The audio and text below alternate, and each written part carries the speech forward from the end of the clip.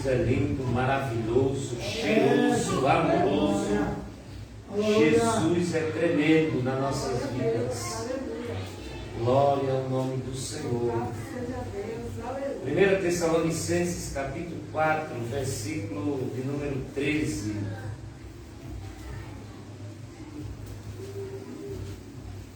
Glória a Jesus.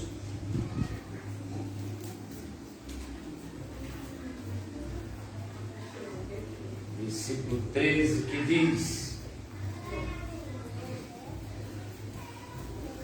não quero, porém, irmãos, que sejais ignorantes acerca dos que já dormem,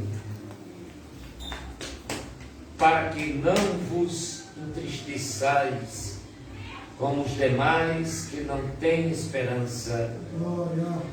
Porque se cremos que Jesus morreu e ressuscitou, assim também aos que em Jesus dormem, Deus os tornará a trazer com Ele. E dizemos-vos, pois, isto pela palavra do Senhor, que nós, os que ficarmos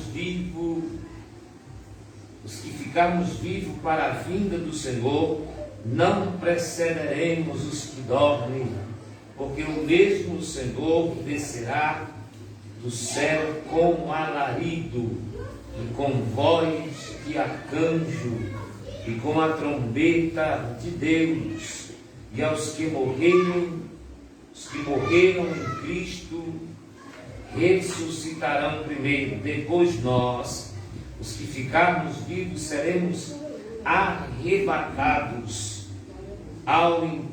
juntamente com Ele nas nuvens, ao encontro do Senhor nos ares, e assim estaremos sempre com o Senhor. Portanto, consolai-vos uns aos outros com estas palavras. Amém, amados? Então hoje nós vamos falar sobre o arrebatamento. O arrebatamento da igreja. O apóstolo Paulo vai escrever a carta da igreja que estava em Tessalônica acerca desse ato maravilhoso que ainda acontecerá.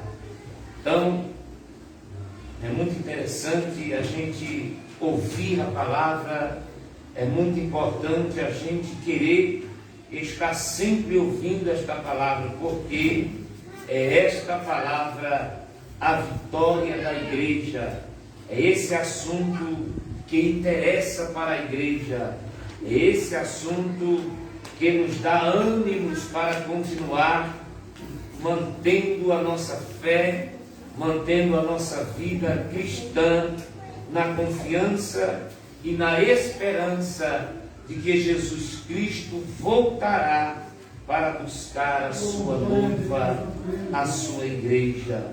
Então todos os salvos serão arrebatados. Interessante é que quem é que sabe quem são os salvos? Quem é que sabe aqui? Porque o escritor que escreve e que deixa registrado nessa lição que nós estamos a passar para a igreja e para os irmãos, ele vai dizer que todos os salvos serão arrebatados. Agora a Bíblia, Paulo vai dizer que, ele vai dizer assim, que nós, os que estivermos vivos, seremos arrebatados. Glória seja dada ao nome de Jesus. Então, a primeira fase desta vinda de Jesus, como eu já preguei aqui outros dias, a vinda de Jesus, ela terá duas fases. Na sua primeira fase, será para buscar ou para arrebatar a igreja. Então, Jesus não tocará na terra, os homens naturais não verão a Cristo. A terra não perceberá esse acontecimento, mas somente os salvos, somente a igreja perceberá, somente a igreja verá a Jesus Cristo quando ele assim vier tomar a sua igreja. Então, a reunião dos salvos, o encontro da igreja com Cristo, a palavra que nós já falamos sobre isso, para a palavra arrebatamento, que é, no grego ela quer dizer arpazo. Este vocábulo dá ideia de rápido, ou seja, rapidez, né? Outras traduções vai dizer que é com violência. Então é algo muito rápido, muito em velocidade que não dá para se perceber quem é natural. Só Jesus e só os salvos perceberão. Por isso que Jesus, quando ele vai falar acerca do arrebatamento ou do seu retorno para os salvos, ele vai dizer que assim como um relâmpago surge no Oriente e de repente no Ocidente ele desaparece, assim será a vinda do Filho do Homem, como ladrão. Jesus também vai falar que é como o ladrão.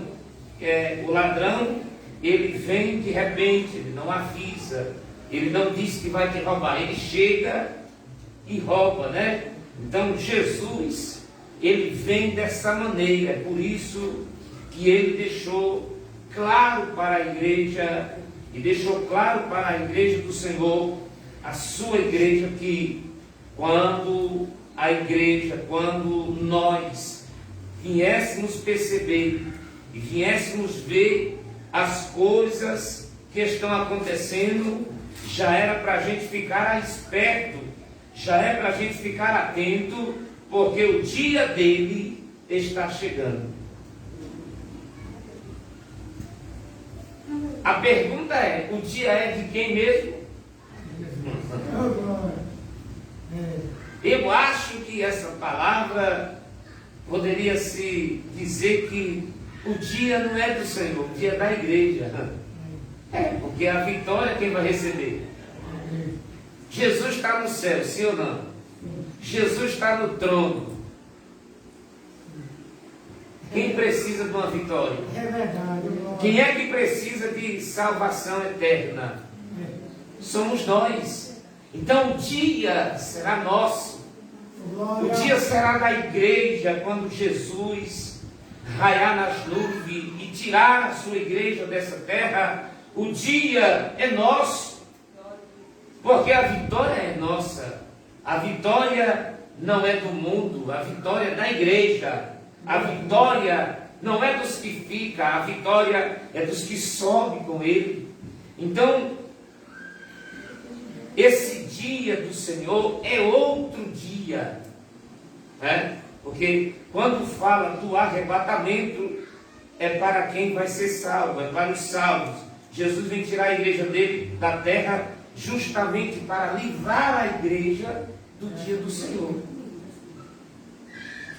Porque o dia do Senhor está no Velho Testamento, está lá em Malaquias, o dia do Senhor está em Zacarias, o dia do Senhor está em Isaías, o dia do Senhor está lá em Apocalipse, quando ele diz que o dia do Senhor está chegando.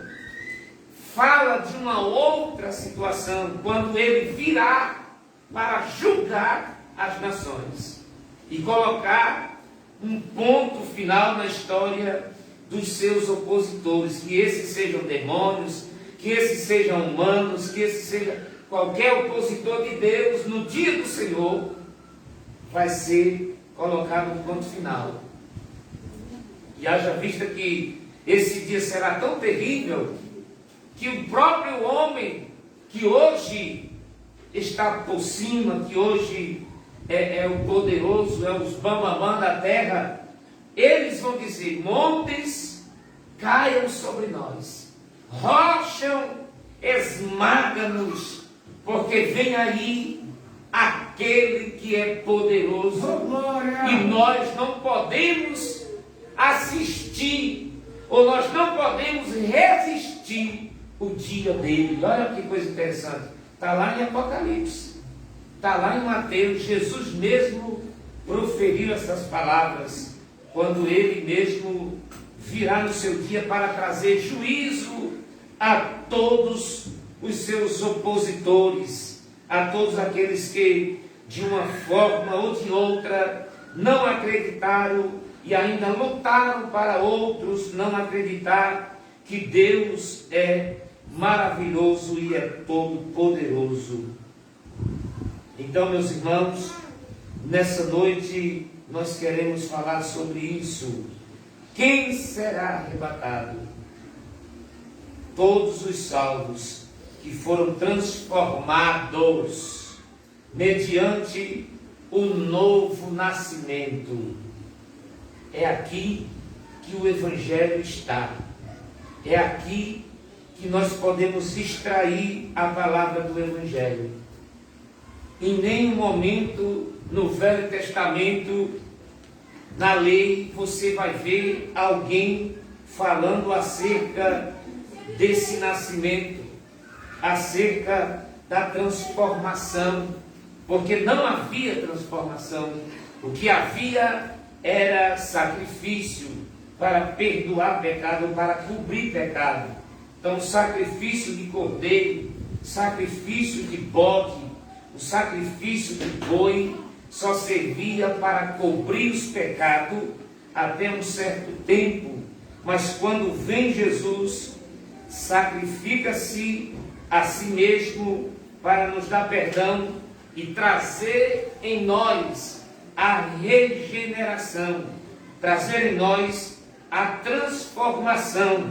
E essa transformação é no espírito, é no homem interior, não é na carne, não é na nossa mente física ou nas nossas ações, como a religião ou como as religiões propõem para as pessoas, que pode ver que o primeiro passo que se dá para um novo convertido é deixar de usar isso, deixar de usar aquilo e passar a usar isso e passar a usar aquilo. O Evangelho, ele não exige nada de ninguém. O que o Evangelho exige é uma transformação, é uma mudança de caráter. E automaticamente, quem recebe essa nova vida, aleluia, e quem recebe essa transformação, um homem interior, ele agora começa a regenerar-se de dentro para fora. E o que se renova de dentro para fora, é lógico que vai mudar de vida exterior também. Porque quem é salvo e quem tem uma nova vida, um novo pensamento, tem uma nova cultura interior, a sua cultura carnal, ela passa a não mais fazer diferença para a sua vida, e ele começa a desprezar a sua cultura carnal, a sua cultura, a sua forma de se vestir, a sua forma de se postar. É natural, não precisa da igreja dizer que tipo de roupa um novo crente tem que vestir, não tem que dizer para um novo crente que tipo de cabelo, que tipo de veste. Não, o Evangelho quem faz a obra. Aleluia. O Evangelho é apenas para ser pregado, e aquele que ouve, recebe o Evangelho e recebe essa nova vida, é transformado no seu interior, no seu espírito. E todo aquele que recebe o Espírito de Deus tem por si só, pela natureza divina, a natureza do Espírito de Deus, mortificar a carne, e assim esse alcançará a salvação. Ninguém vai ser salvo. Eu acho interessante que aqui ele faz uma pergunta: quem é que vai ser salvo? Ou quem é que vai ser arrebatado? Aí ele mesmo diz: todos os salvos. E o que são todos esses salvos?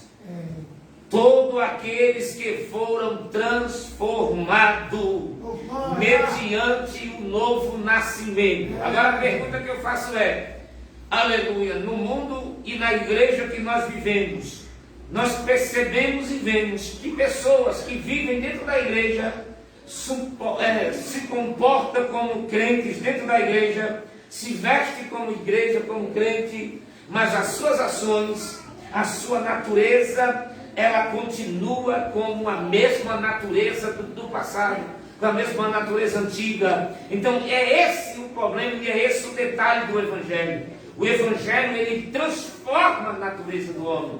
O Evangelho, ele transforma o caráter do homem.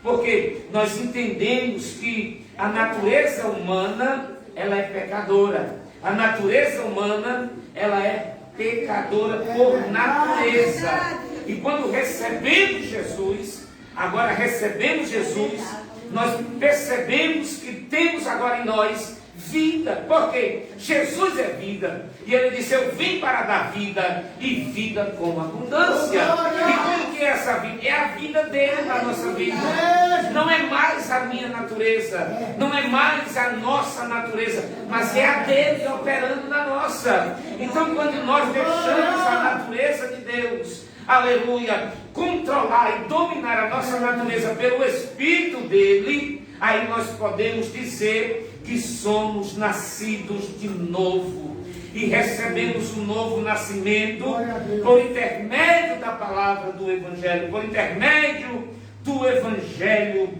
vivificador. Porque a natureza, ela é, como já disse, carnal. A natureza humana é carnal.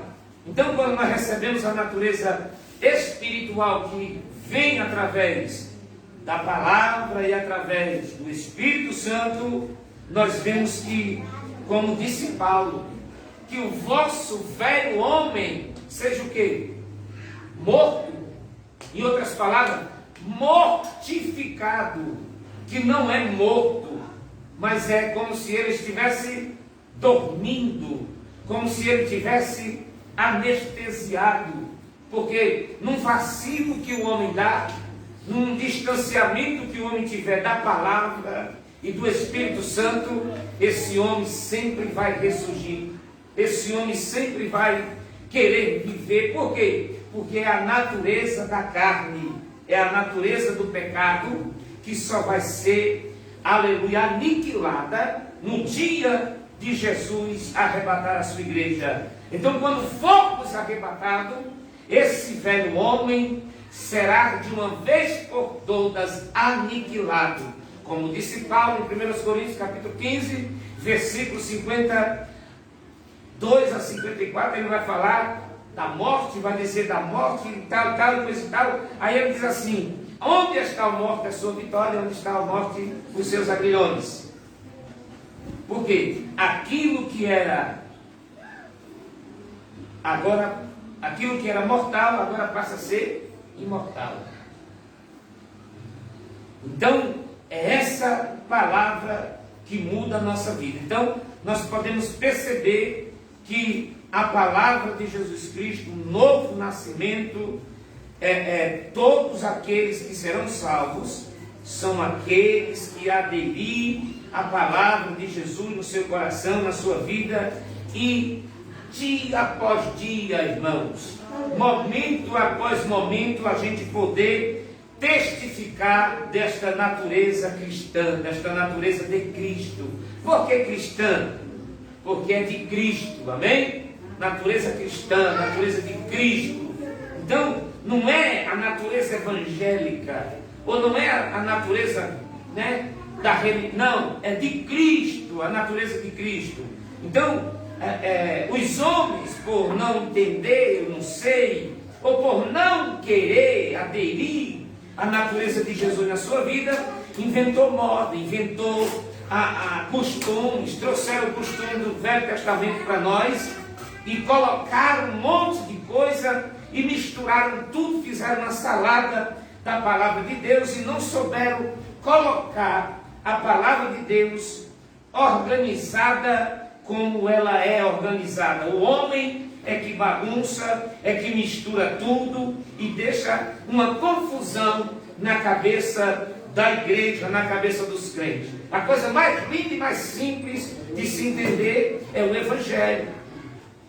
E você quer ver ficar gostoso? Não é só você ouvir e nem só entender. É você começar a pôr em prática o que esta palavra ela é capaz de fazer na nossa vida. É bonito ouvir, é gostoso ouvir, mas muito mais bonito e mais gostoso é a gente fazer desta palavra uma realidade na nossa vida. Comprovar desse amor, provar deste amor e anunciar este amor. Nós não somos juízes, nós não somos, aleluia, promotores, não. O que nós somos? Nós somos, aleluia, proclamadores da boa notícia. Nós somos anunciadores da palavra e nós devemos ser contagiadores do amor de Cristo, porque quando tratamos com amor, aleluia, o êxito é maior. Parece que não, às vezes as pessoas até menosprezam, às vezes as pessoas até desprezam, mas se você perceber, e se alguém perceber que você está agindo com veracidade, com amor no seu coração, você vai ver que é muito mais fácil você trazer para dentro do que esta pessoa, aleluia, ouvir uma palavra, ainda que seja verdade, porque as pessoas confundem a verdade. Às vezes a minha verdade, meu pastor sempre falava isso para mim, às vezes a sua verdade não é a verdade do outro. A verdade que prevalece é a palavra de Deus. E quando olhamos a palavra de Deus com a lente de Deus e com a lente de Jesus Cristo, irmão Eus, a nossa verdade ela desaparece. Eu olhava pela minha verdade e na minha verdade quem pecava estava excluso. Quem pecava estava disciplinado. Quem pecava não tinha direito de cear. Quem pecava não tinha direito de cultuar, de cantar no conjunto, de fazer. Quem pecava tinha que pagar a disciplina.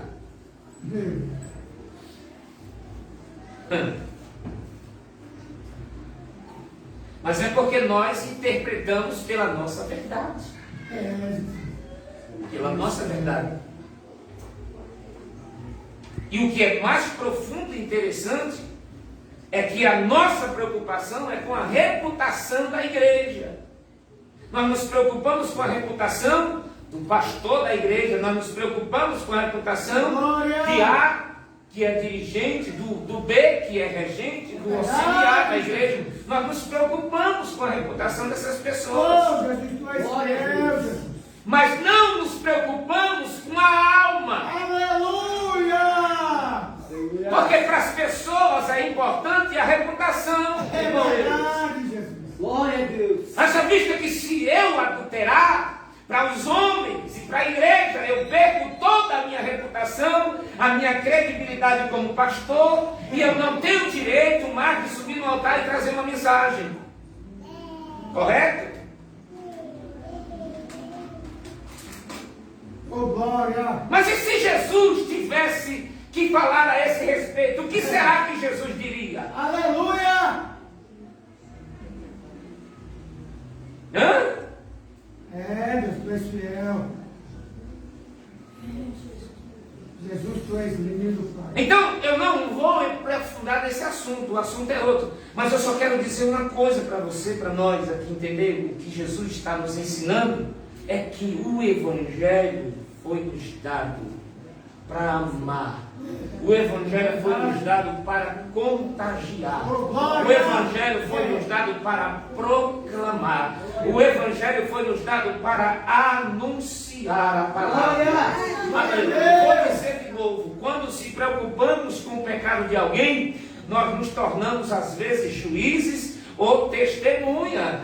Mas nós não temos esse direito. O que nós devemos fazer é amar, é cuidar, é tratar da pessoa, é abraçá-lo. Porque se a gente aplicar a palavra que nós achamos que é a verdade, nós vamos matar a pessoa vai por si só se condenar e vai. Quantas pessoas não estão na Cracolândia? Quantas pessoas, pastores? Eu vi alguém dizer aqui que viu um pastor em tal lugar, estava precisando, alguém deu marmita para um pastor outro dia. Então o que acontece? O que leva um pastor a ir para a rua? O que leva um pastor a se levantar? Primeiro, não tem estrutura bíblica, não tem conhecimento da pessoa bendita de Jesus. Eu digo isso com segurança. Eu digo isso com convicção. Glória! E não tenho medo de errar, e nem tenho medo que isso me aconteça. Por quê? Não há razão para que isso aconteça, porque eu creio na palavra. Eu creio e eu acredito em Jesus Cristo. Glória a Deus! Aleluia! Então, a primeira coisa é que ele não tinha tanta firmeza em Jesus, não conhecia Jesus. A segunda coisa é que ele deixou o homem, a natureza humana, dominá-lo. E pela vaidade dele, pelas prepotências talvez da religião, de tratar a igreja como se ele fosse dono dela, e impor regra em alguém, colocar limite para alguém, ele veio a cair no pecado. Porque se tiver evangelho dentro do coração, irmãos, não tem como você desistir do evangelho. Não tem como você cair da graça. A lei derruba a gente facinho. Na verdade, tem muitos que vivem caídos. Aleluia! Na verdade, existem muitos que vivem debaixo da lei. É evangélico, prega a palavra, mas não é cristão. Ele não conhece a liberdade de Cristo. Glória! E vive caído. A primeira queda que ele vive é a queda da graça, cair da graça. Quando aceitamos Jesus, nós recebemos a graça, recebemos o Espírito Santo.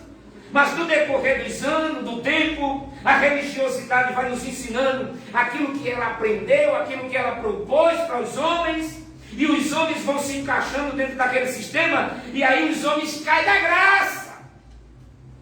Aí cai da graça, aí cai no adultério, cai no erro, cai na corrupção dos homens, perdem o sentido da vida espiritual.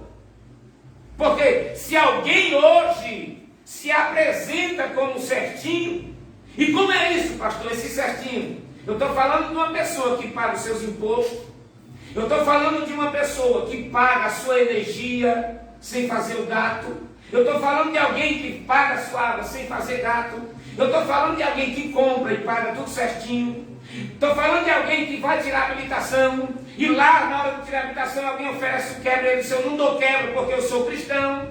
Tem alguém lá dentro da religião que ainda diz assim: ah, você é tudo certinho.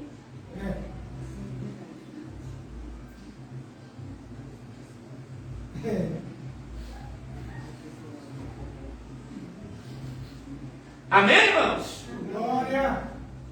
Então eu não entendo que evangelho é esse, porque o evangelho de Jesus Cristo, ele é verdadeiro e é puro. É verdade, Jesus. Ou seja, o amor que a gente tem que oferecer para as pessoas, a gente não oferece.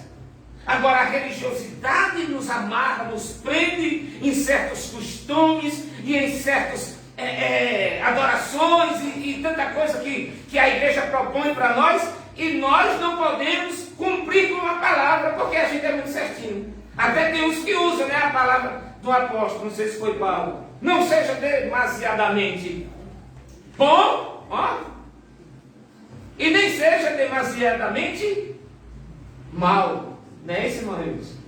Não diz isso lá? Foi o apóstolo Paulo, foi? O apóstolo Paulo disse. Mas em que sentido o apóstolo Paulo estava falando isso?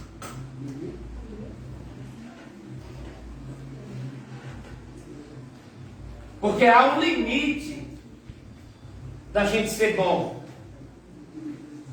Mal eu não concordo, que a gente nunca seja mal. Eu não concordo. Em nenhum momento a gente ser mal. Mas a religião, ela pega o que é bom para satisfazer o seu ego, né? Não, eu posso ser ruimzinho aqui um pouquinho, vou pagar o quebra ali, vou pagar tanto para sonegar um imposto, ou vou pagar tanto para diminuir o... Irmãos, quem é salvo faz coisa de gente que é salvo, de crente que é salvo. Não dá para ser salvo de qualquer maneira, né? E quando a gente fala que não dá para ser salvo de qualquer maneira, aí o pessoal já pensa do lado espiritual. O espiritual é conjunto com o físico, com o material, né? Então assim, lá no mundo as pessoas fazem uma coisa absurda, né? E na igreja vive outra diferente. Dentro da igreja é uma santidade excedida. Lá fora é uma ruindade também excedida. Entendeu? Então assim, temos que entender a palavra e temos que fazer dessa palavra uma realidade para a nossa vida. Então, os salvos serão arrebatados, todos os salvos que forem transformados. Glória! Né? Mediante um novo nascimento, né? Que é o nascimento que Jesus explicou para Nicodemos. Nascer de novo.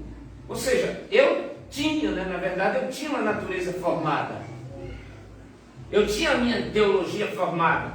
Mas quando eu entro para a igreja, quando eu aceito Jesus, eu agora sou constrangido a ter uma mudança de vida pela palavra. A palavra de Deus, ela nos traz essa mudança. Então, nós precisamos entender isso para a glória do nome de Jesus.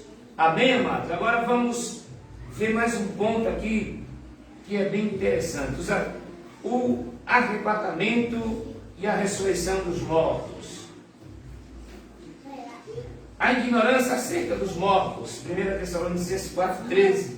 Ao fazermos uma leitura atenta às primeiras epístolas aos Tessalonicenses e Coríntios, vemos que os crentes tinham muita dúvida acerca dos mortos em Cristo. Paulo escreve lá em Coríntios, capítulo 15, que foi o versículo que eu quis entender, quis falar para os irmãos, mas eu vou ver se dá para nós abrir a Bíblia aqui rapidinho, que a hora já corre, a hora não espera. Graças Glória a Deus, Aleluia. que a hora não precisa parar, entendeu? Ela vai-se embora, que Jesus está vindo. Louvado seja Deus. Capítulo 15, versículo 12. O apóstolo Paulo escreve dizendo: ora, se prego a Cristo ressuscitado, se prego que Cristo ressuscitou dos mortos, como diz alguns dentre vós, que não há ressurreição de mortos. Então veja que os crentes dentro de Coríntios tinham dúvida acerca da ressurreição. Então Paulo vai explicar. E se não há ressurreição de mortos, também Cristo não ressuscitou. Olha que coisa tremenda. E se Cristo não ressuscitou, logo é vã a nossa pregação. E se também vã é a vossa fé. E assim somos também considerados como falsos testemunhos de Deus. Pois testificamos de Deus e que ressuscitou a Cristo, ao qual, porém, não ressuscitou, se na verdade os mortos não ressuscitarão. Ou seja, se os mortos não ressuscitam. Porém, se os mortos não ressuscitam, também Cristo não ressuscitou. E se Cristo não ressuscitou, é vã a vossa fé, e ainda permaneceis nos vossos pecados. Veja o que Paulo está dizendo. Se Jesus não ressuscitou, vocês ainda estão debaixo do pecado. Mas não é essa a verdade. Paulo vai explicar.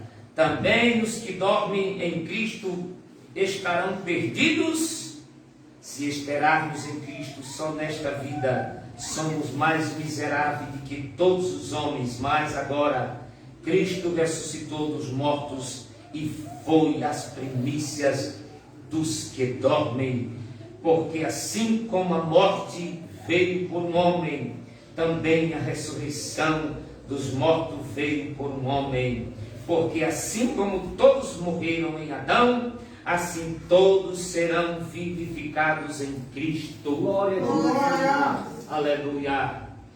Porque Paulo está dizendo que Cristo é a primícia dos que dormem, porque ele foi o primeiro que ressuscitou. Amém, irmãos?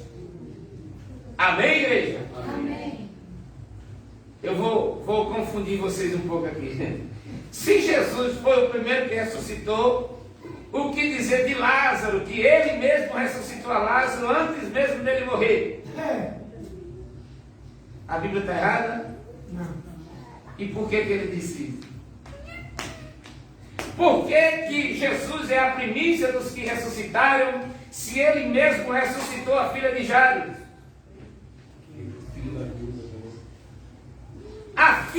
O filho da viúva de Naim.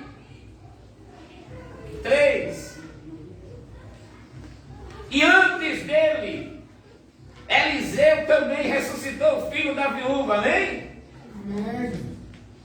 Ué, e como que é isso? Como que Jesus é o primeiro dos que ressuscitaram? Os irmãos da glória, eu vou explicar isso aqui. Aleluia. O irmão, ele sabe porque ele é o primeiro? Bom, eu tenho meu entendimento porque ele ressuscitou pelo propósito e os outros não foram. Não. Mas aprendeu isso também. Sabe por que Jesus... Oh, glória, estou sentindo ele aqui. Sabe por que Jesus é o primeiro, ou seja, a primícia dos que ressuscitaram?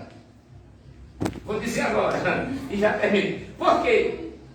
O filho da viúva ressuscitou, mas morreu. Amém? Aleluia! O filho da viúva de Naim também morreu. Lázaro, que Jesus mesmo ressuscitou, também morreu. Aleluia! E a filha de Jairo está viva, também morreu. Agora Jesus é a primícia dos que ressuscitaram. Por quê? Porque ele é o único que ressuscitou e não morreu mais. Está vivo, glorificado, e está na glória à direita do Pai Todo-Poderoso. Aí ele vai dizer: e todos os homens estavam mortos em Adão, mas agora Jesus Cristo também vivificará a todos para a glória do seu nome. Entendeu? Isso também, porque é o propósito dele. Não, o propósito era esse, mas o fato dele ser primícia é porque ele ressuscitou e não voltou à tumba mais. Está vivo para sempre. Por isso que ele é a primícia. Agora, nós não podemos conviver com ele pessoalmente, mas ele vai nos vivificar como ele é vivificado. Ele vai nos dar o corpo que é o corpo dele. Ele vai nos dar a vida que é a vida dele. Os irmãos estão entendendo? Aleluia! Jesus, irmãos, é primícia porque ele é o único até os dias de hoje que ressuscitou e está vivo. Deu para entender, né, irmãos? Então, assim, é coisa linda. Jesus ressuscita, irmão, fica 40 dias comendo pão e peixe com os discípulos, 45 dias aproximadamente.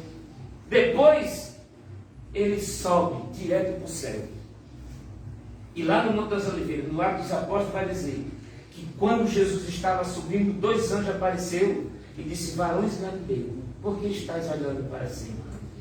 Da mesma forma que vocês estão vendo ele subir, ele também vai descer. Aleluia. E os anjos estavam falando da sua vinda, não da primeira fase, porque na primeira fase Jesus não vai descer até o chão. Jesus não vai descer no Jardim das Oliveiras. Ele vai vir, ficar nos ares, e nós subiremos ao encontro dele. E quando ele vier no seu cavalo branco e descer no Monte das Oliveiras, eu, você, nós, os salvos, descerão com ele para a glória do seu santo nome. Aleluia. Assim será a vinda de Jesus para as nossas vidas. Amém, amados? Quarta-feira a gente continua, ou terça-feira que vem a gente continua Não dá tempo. Eu queria ler um pouquinho mais aqui dos Coríntios que fala. Aí deixa eu ver aqui, 15, 23. Aí o 23 diz assim: cada um por sua ordem, Cristo as primícias, depois os que são de Cristo na sua vinda. Amém? Mas cada um por sua ordem, Cristo as suas primícias e depois os que são de Cristo na sua vinda. Ou seja, Cristo foi o primeiro e nós que somos dele na sua vinda. Quando ele vier, ele nos dará esta graça, este cumprimento desta palavra, de sermos vivificados nele, e nele agora seremos vivificados para toda a eternidade. Amém? Terça-feira nós terminamos o assunto dessa lição, não deu tempo de terminar, e na próxima nós terminamos essa e vamos entrar no tribunal. Estou doido para falar do tribunal. Estou doido para falar do tribunal, para dizer para vocês o quanto que vocês são e serão abençoados no tribunal de Cristo, né? Tem gente que quando fala de tribunal já fica com medo. Jesus vai me castigar. Não, o tribunal de Cristo não é para castigar ninguém não. Amém? Vamos louvar a Deus. Glória a Deus. Põe o hino aí, Martim, para você louvar. Tem alguém aí para cantar? Se não tiver, eu canto. Vamos tirar oferta, tirar contribuição para a casa do Senhor. É você mesmo, irmão. Glórias a Deus, aleluia. O irmão Luiz está muito gripado, o irmão José deve estar trabalhando, o Gil está trabalhando. Temos aí Cleiton. Louvado seja Deus. Não, vou cantar o hino da harpa. Glórias a Deus. Você coloca aquele lá então.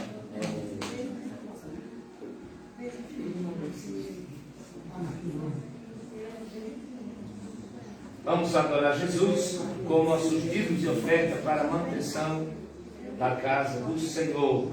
Glória a Jesus. Ora, Cleito, dá lugar à terra. Senhor Jesus, maravilhoso Deus, em nome de Jesus, receba as nossas vidas, o nosso louvor para a glória do teu nome. Homem de Jesus.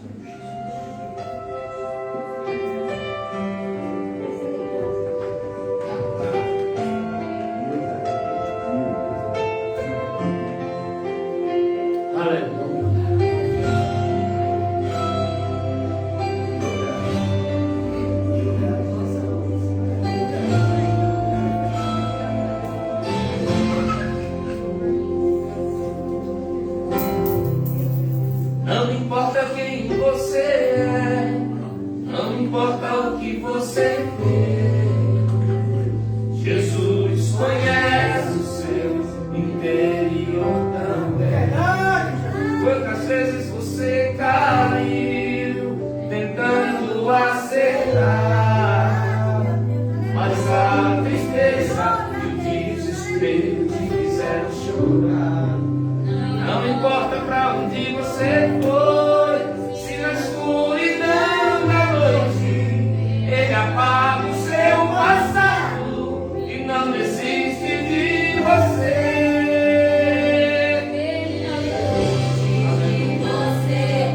Ele se importa com você, ele compreende o seu caminhar.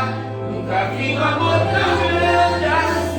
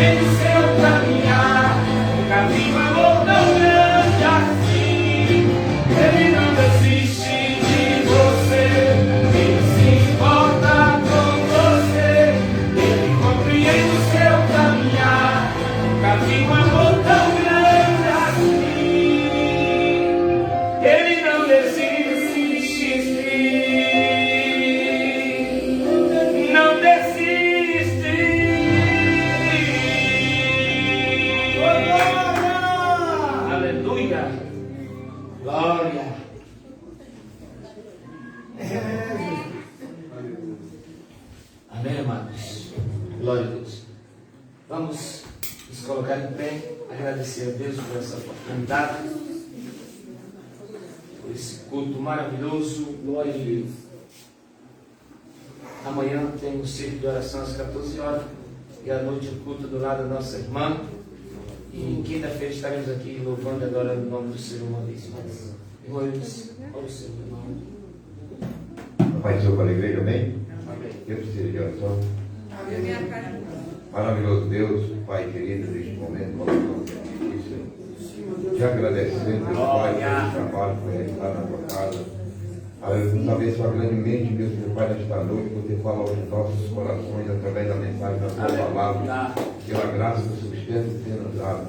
Obrigado por dar misericórdia neste momento que passamos aqui diante da tua presença e pedimos as tuas misericórdias, continue conosco. Leva-nos em paz para casa, guardando a cada um de nós para o teu sangue precioso, guardando nós chegar ao nosso lar, nos concedendo ali uma noite de paz, a tua presença, o poder de Deus. Aleluia, abençoando poderosamente a igreja do teu povo, nosso pastor, a sua família, cada casal, cada família nesta noite. Abençoa grandemente, dando vitória. É o que eu te peço em nome de Jesus, entregando nossa vida nas tuas mãos. Em nome de Jesus. Que a graça do nosso Senhor e Salvador Jesus Cristo, o grande amor de Deus, o nosso Pai, que a comunhão e a consolação do Espírito Santo seja com todos e todos nós dizemos amém. A paz do Senhor a todos em nome de